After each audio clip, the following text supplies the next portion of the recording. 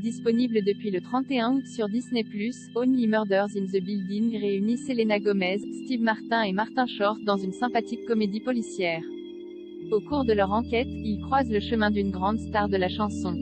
Lancé depuis une semaine sur Disney+, avec les 2 premiers épisodes puis à un rythme hebdomadaire, Only Murders in the Building est une comédie policière co-créée par Steve Martin et au casting plutôt surprenant.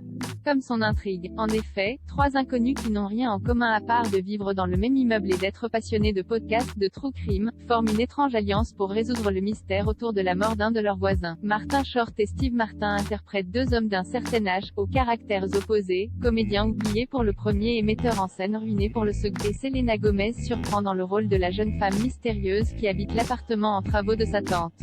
En plus d'enquêter dans le dos de la police qui a conclu à un suicide, ils décident par la même occasion de créer leur propre podcast qui va donc détailler les avancées de leur enquête. Celui-ci est nommé Only Murders in the Building, que l'on pourrait traduire par seulement les meurtres dans l'immeuble. Dans l'épisode 3 intitulé Connaissez-vous bien vos voisins, disponible depuis aujourd'hui, leur enquête les mène vers un suspect pour le moins inattendu. En effet, Sting, après avoir fait une apparition surprise dans Camelot, apparaît le temps de 2 scènes.